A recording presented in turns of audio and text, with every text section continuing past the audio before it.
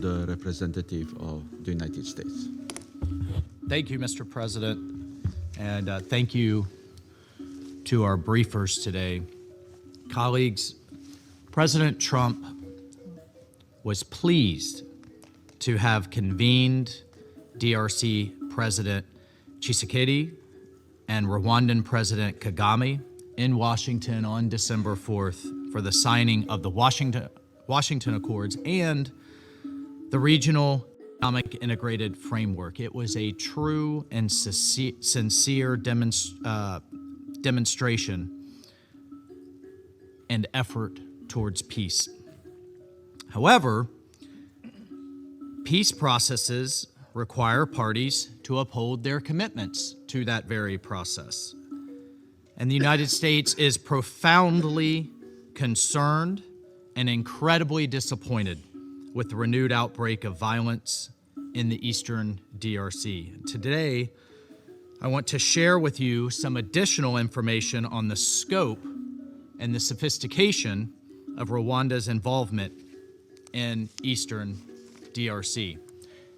Since its reemergence in 2021, Rwanda has had strategic control of its proxy armed group, M23, as well as M23's political wing, the Congo River Alliance, or AFC, and has deployed M23 and the AFC to achieve Rwanda's geopolitical goals in eastern DRC. Kagame has been intimately involved in planning and executing the war in eastern DRC, providing military and political direction to M23 forces and AFC for years now. The Rwandan Defense Forces have provided materiel, logistics, and training support to M23, as well as fighting alongside M23 in DRC with roughly 5,000 to 7,000 troops as of early December. This is not counting the possible increases from Rwanda in this most recent advancement. In more recent months, Rwanda has deployed multiple surface-to-air missiles and other heavy and sophisticated weaponry into North and South Kivu to aid M23 in its conflict against DRC. Rwanda and M23 began their offensive just this last weekend to take Uvira, with Rwandan forces co-located with M23 along the front lines. Additionally, we have credible reports of increased use of suicide drones, increased use of artillery by both M23 and Rwanda, including strikes into Burundi. So rather than a march towards peace, as we saw under President Trump's leadership in recent weeks, Rwanda is leading the region towards increased instability and war. And in light of the commitments made in the Washington Accords, we are deeply concerned that the Rwandan military's continued presence in Congolese territory in support of M23, and we will use the tools at our disposal to hold to account spoilers to peace. We call on Rwanda to uphold its commitments and to further recognize the government of the Democratic Republic of Congo's right to defend its territory and its sovereign right to invite Burundian forces onto its territory. We are engaging with all sides to urge restraint and to avoid further escalation, including refraining from hostile anti-Tutsi rhetoric. As this council negotiates the MONUSCO mandate, the United States will seek to ensure the mission has the capabilities to provide support to both the Doha and Washington agreements, keeping in mind that the parties themselves bear full responsibility for their successful implementation, and we look for the members of this council's support as we negotiate this mandate's renewal. MONUSCO's ability to provide critical enabling support to these processes, however, hinges entirely on its ability to move freely, to sustain itself, to implement its mandate without interference. And the fact that UN peacekeeping forces are under siege by forces backed by a member state that itself is a troop contributor to peacekeeping missions, frankly, is a sad hypocrisy. Unfortunately, M23's months-long blockade on MONUSCO has undermined its ability to operate effectively in and out of Goma, as many representatives have stated here today. And for its part, Rwanda continues to deploy surface-to-air missiles and additionally conduct spoofing and jamming operations, which have effectively grounded MONUSCO air operations. So how can MONUSCO succeed under these conditions? We demand the immediate end of such obstruction, which violates M23 and Rwanda's obligations under both the Doha and Washington agreements, respectively. We remain steadfast in our support of MONUSCO and its role in the realization of these historic agreements, which we believe hold great potential to end the decades of suffering in Eastern DRC. I thank you, Mr. President. I thank the representative of the United States. Mr. President, I thank you for giving me the floor, and allow me to begin by commending you for your effective leadership of the Council this month. I also extend Rwanda's appreciation to the Council members concluding their terms. Your service and contributions to the Council's work have been invaluable. I thank USG Rakurwa, Dr. Mohamed Javid, for their briefing and taking note of the Secretary General's report. I also acknowledge the statements made by those who spoke before me. As the Council considers MONUSCO's next mandate, Rwanda expects a mission that is clearly anchored in and reinforcing of the Washington Peace Agreement and the Doha Framework, both of which the Secretary General's report rightly identifies as the central avenues for a sustainable peace.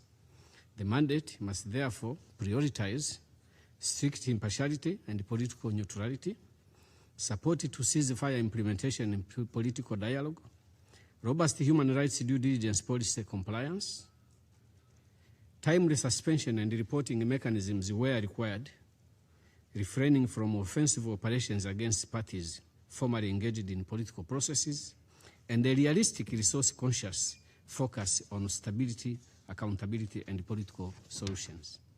These priorities reflect the realities outlined in the Secretary General's report. MONUSCO's effectiveness will depend on aligning its operations with the political tracks that offer the only viable path forward. The Washington Peace Agreement and the Doha process are complementary, mutually reinforcing frameworks. When the mission supports them consistently and impartially, it can help to create the necessary space for implementation. Rwanda reiterates its full commitment to implement its part of the agreement. We equally believe that the success of the agreement will depend on the political will of both parties. Mr. President, the recent situation in South Kivu has been extensively discussed, and allow me a moment to also address it. And I will address some of the issues that may logically attract a question.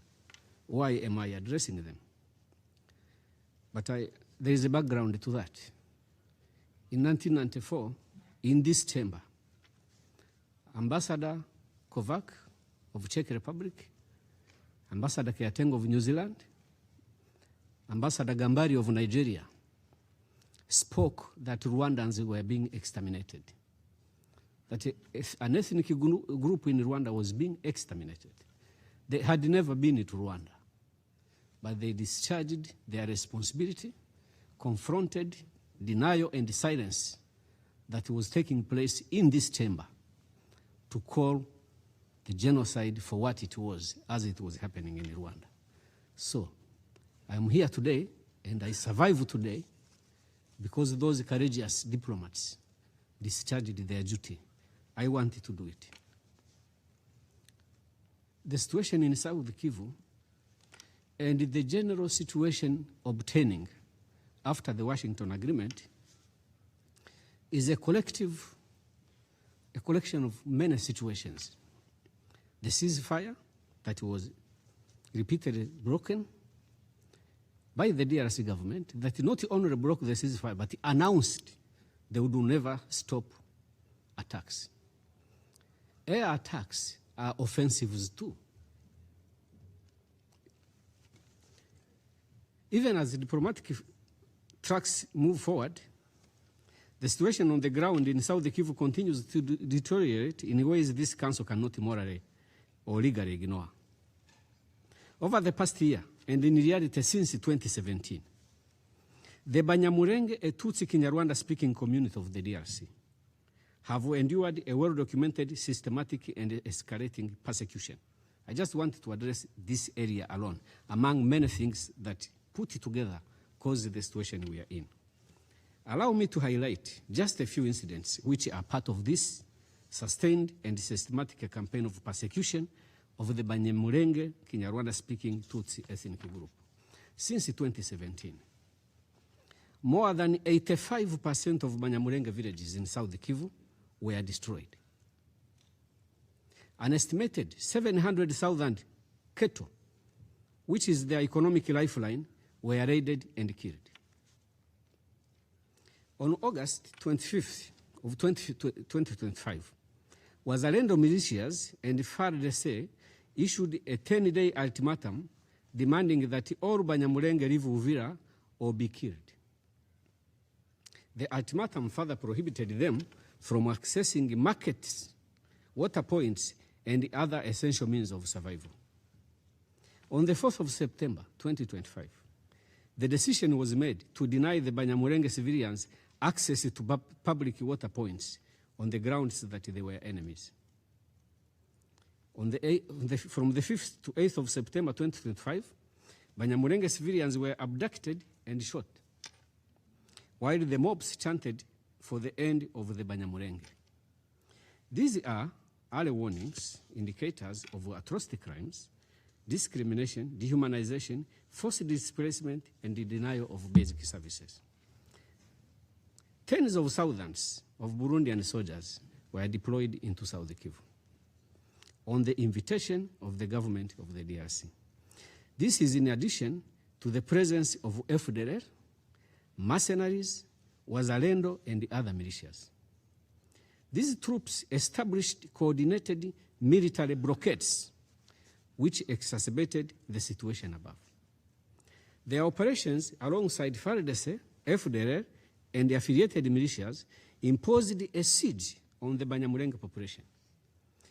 And I wanted to highlight here that there are other ethnic groups in that area. There are Babembe, Bafurero. There is another ethnic group that I don't remember. But these conditions I'm describing were imposed only on Banyamulenge Tutsi ethnic group. Banyamulenge, yes.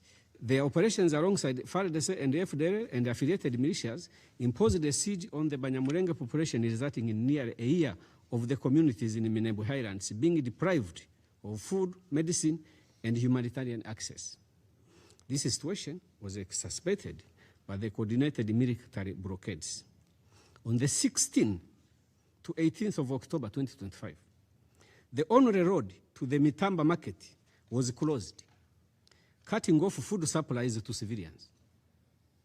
On the 6th of September 2025, a group of 80 to 100, between 80 and 100 Banyamulenge civilians, mostly women, returning with food for their starving families, were ambushed by a FARDC Burundian Mai Mai coalition, and reports indicate killings, torture, and sexual violence. Equally well known, but disregarded, is the scale of air attacks carried out by DRC government forces and their allies, which continue to affect civilians already under siege. Among many others are the following. on the 29th of August 2025, and multiple dates, repeated drone strikes hit the outskirts of Banyamulenge IDP camps around Mikenya. On the 27th of September 2025, a Burundian CH-4 drone bombed Nzibira in South Kivu. On the 15th of November 2025, Kinshasa operated drones bombed Mikenya, a village hosting Banyamulenge internally displaced persons. Between March and December this year, there has been 50 air attacks in this area. No one is speaking about this. I will appreciate the situation another day if we can be told this didn't happen. We have raised this, at least I did, with some members of the council, individually. We have raised this in this chamber. Nothing was done. The government of the DRC, as an inviting authority, should be responsible for the action and the conduct on the ground of Burundian forces and their allies. Rwanda has not been silent. I just said this. Rwanda has not been silent in the face of these developments. Our Minister of Foreign Affairs has raised the blockade directly with the mediators, the United States and Qatar, the representatives of the European Union and the African Union. And I have just said that I raised it with individual members of the Council. I raised it with the penny holder, with some presidencies, with the heads of some mechanisms in the region, and nothing happened. Taking into account the factual situation and the wider context of hate ideology in DRC, and the inherent legal and moral obligation, allow me to ask the question. Has the Security Council not been aware of this situation? Or did it not? Did this situation not merit your attention? The situation in South Kivu, as we address it, we must consider what was the situation before the recent escalation. As a former investigator myself, there is what we call recreating the scene. From where we sit, we can only tell you the facts. But the Security Council can, among the wide possibilities you have, to recreate this scene. Choose to recreate it. But that is how it will look. All the principles that we have spoken about, sovereignty, territorial integrity, Rwanda is part of that multilateral belief that must be respected. But the existence of FDLR threatens all of that. Yes, facts are stubborn. Resolutions are more stubborn. And in the resolutions, one stubborn fact is that DRC government has, for the past 30 years, supported the FDLR. FDLR does not just threaten the territorial integrity of Rwanda, it threatens the very existence of Rwanda and its people. One of my uncles paid money in 94, so he could be killed by the bullet.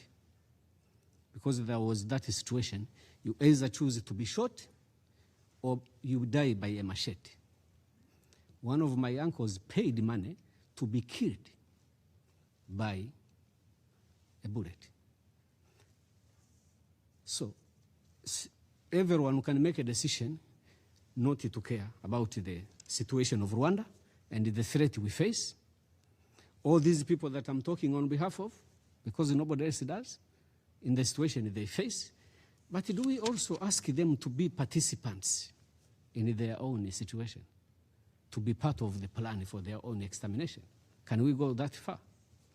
So to conclude, honorable members of, distinguished members of the Council, we thank the mediators. We thank them very much. And we thank most profoundly the efforts that are going on by the mediators, particularly the United States, to address the most recent situation. And we are a willing participant to finding a viable solution forward, because we believe if we all commit to implementing in good faith the commitments we made in Washington, and if we support fully the process in Doha, then we possibly have a possibility to have a peaceful solution to the conflict that we have lived with for many, many years. This problem has gone on for too long, and it is our request and our appeal that we should all focus to supporting the present avenues for a peaceful solution. I will not go into what we said in the past. We have been here many times. Why do we have defensive measures and how are they going to be lifted? All those issues are addressed in the agreements, and we shall continue to work with mediators and to make sure that we meet our part of the discussion. Just wanted to clarify that Rwanda is not waging war against the Republic of Burundi and has no intention of doing that. To the contrary, there has been an attack from the territory of Burundi to the area of Bugarama in Rwanda, and in some parts of the DRC, resulting into refugees coming to Rwanda. I believe the UNHCR is already involved in that process. So I wanted to make that clarification. Thank you, Africa.